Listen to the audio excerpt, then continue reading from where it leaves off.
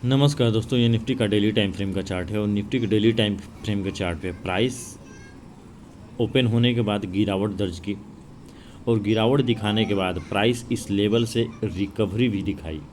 मतलब बायर इस लेवल से एक्टिव हुए और प्राइस को अपर लेवल पे जाके क्लोज किए, बट प्राइस जहाँ से ओपन हुआ था ना उस लेवल को क्रॉस नहीं किया।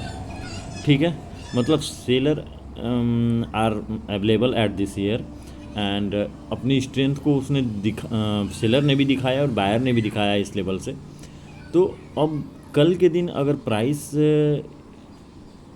अपने ओपनिंग से, मतलब कि इस कैंडल के हाई से या ओपनिंग से नीचे अगर ओपन होता है और प्राइस नीचे अगर इसको फॉलो थ्रू देता है तो प्राइस में और गिरावट आ सकती है या फिर प्राइस इस लेवल तक आ सकती है। ओपन होने के बाद अगर गिरावट दिखाती है प्राइस तो इस लेवल तक आ सकती है, लो तक, या लो को ब्रेक भी कर सकती है। अगर स्ट्रेंथ दिखाती है प्राइस, अगर अब प्रीवियस हाई को ब्रेक करती है, इस कैंडल के हाई को ब्रेक करती है, ऊपर मूव को दिखाती है, तो प्राइस इस लेवल तक, इस जोन तक जा सकती है।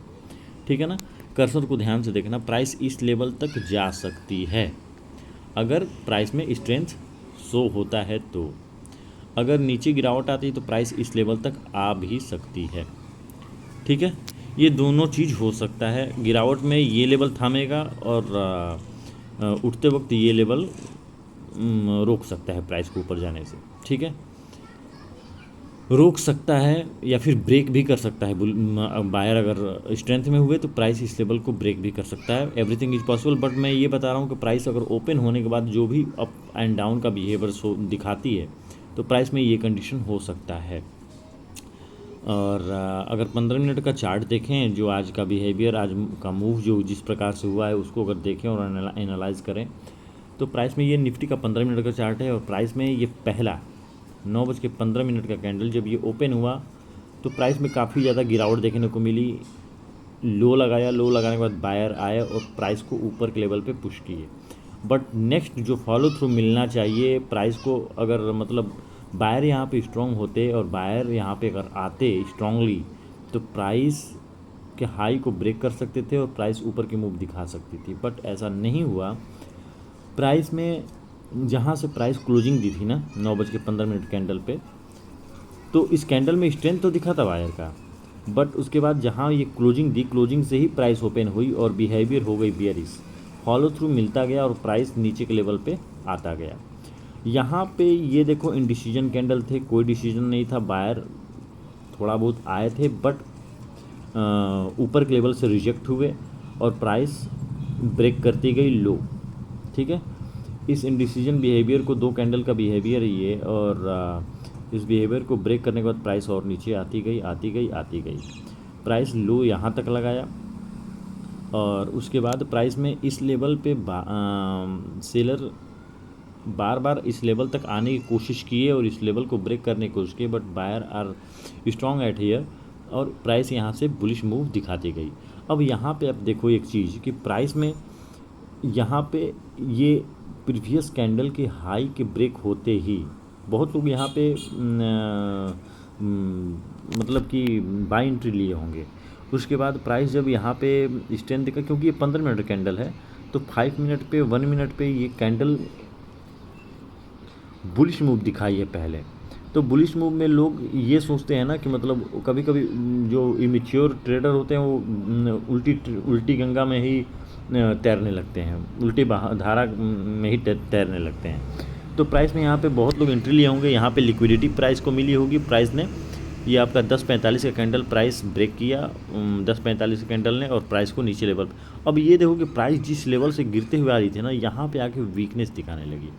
ये आपका देखो 11 बजे की कैंडल इस कैंडल से छोटी, उसके बाद की कैंडल और छोटी, उसके बाद की कैंडल में और मतलब स्ट्रेंथ वीकनेस दिखता गया।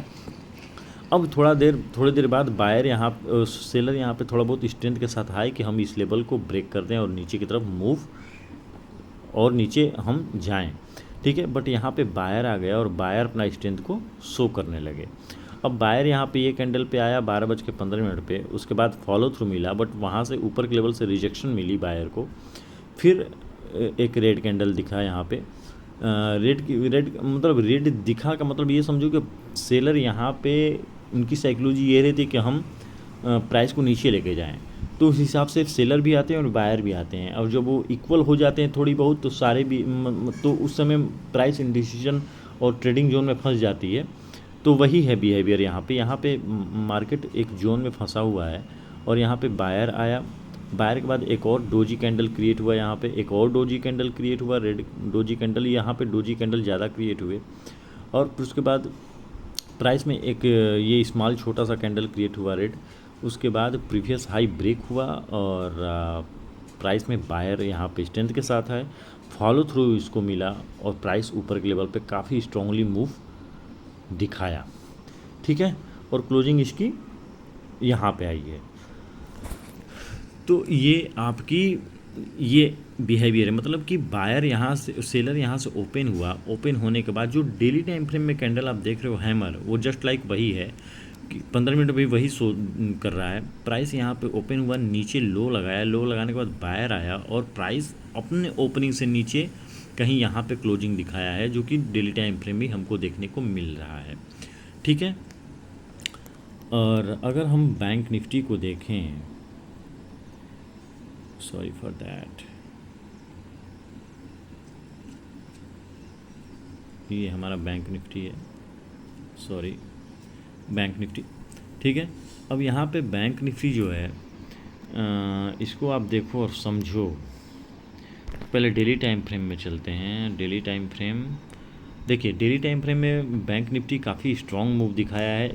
प्रीवियस अगर कैंडल को देखें तो यहाँ पे बुलिश मूव आई थी, ठीक है, बुलिश मूव, मतलब बायर की तरफ से रिकवरी आया था, प्राइस नीचे के लेवल पे यहाँ तक लो लगाया था, और लो लगाने के बाद बायर यहाँ पे आए और प्राइस को ऊपर के लेवल पे क्लोजिंग दिए अपने 50% से ऊपर, मतलब 60% पकड़ लो कि 60% पे यहाँ पे क्लोजिंग दी है। मतलब कि इसमें सेलर का बिहेवियर ऊपर के लेवल से दिख रहा था, बट नीचे के लेवल से बायर भी स्ट्रॉन्ग थे। अब उसके बाद जो आज कैंडल बनी ना, वो काफ़ी ज़्यादा स्ट्रॉन्ग बनी। अब देखने वाली बात यह है कि प्राइस अगर इस कैंडल को फॉलो थ्रू देता है, फॉलो थ्रू अगर मिलता है, तो बैंक निफ्टी ऊपर की तरफ मूव कर सकती है। ये भी पॉसिबल है कि प्राइस में ये लेवल पे सेलर हो सकते हैं, तो प्राइस ऊपर का मूव दे, बट उसके बाद day closing, trading day closing तक प्राइस वीक हो जाए। Everything is possible. मैं आप लोगों को पहले भी बता रखा हूँ, और हमेशा ये मान के चलो कि 50-50 का चांस रहता है, और उस 50-50 में आपकी एनालिसिस कितनी काम करती है कि उसमें आप अपनी समझदारी से, सूझबूझ से आप कुछ प्रॉफिट निकाल के अपने घर लेके जा सको। ये आपकी एनालिसिस और आपकी सूझबूझ की, आपके लाइव मार्केट में चार्ट को देखने का, कैंडल को देखने का बिहेवियर कैसा है, इस पे डिपेंड करता है। तो अगर प्राइस में फॉलो थ्रू मिलता है तो डेफिनेटली प्राइस अपर लेवल पे क्लोजिंग देगी, और हाई को ब्रेक करती हुई प्राइस ऊपर निकल सकती है। दूसरी कि अगर मान लो कि प्राइस यहाँ पर रिजेक्शन अगर मिलता है सेलर की तरफ से, सेलर की तरफ से अगर रिजेक्शन मिलता है, तो प्राइस नीचे की तरफ मूव दिखा सकती है, बायर को यहाँ पे ट्रैप करके, और प्राइस नीचे की तरफ मूव दिखा सकती है, ठीक है। प्राइस को नीचे जाने के लिए प्राइस का ये प्रीवियस कैंडल का लो ब्रेक होना ज़रूरी है। अगर ब्रेक होता है और क्लोजिंग आती है उस कैंडल में, तो प्राइस नीचे की तरफ मूव कर सकता है। बात यह है कि ऊपर से अगर सेलर अगर रिजेक्ट कर सकता है और प्राइस को नीचे लेके जा सकता है, तो यहाँ पे इस लेवल पे बायर भी रिजेक्ट करके सेलर को ट्रैप कर सकता है, ठीक है। तो इस बात का ध्यान रखना। अब चलते हैं हम लोग 15 मिनट पे। ये आपका बैंक निफ्टी का 15 मिनट का चार्ट है, और बैंक निफ्टी के 15 मिनट के चार्ट पे देखो, निफ्टी में बिहेवियर कुछ अलग है, बैंक निफ्टी में कुछ अलग है।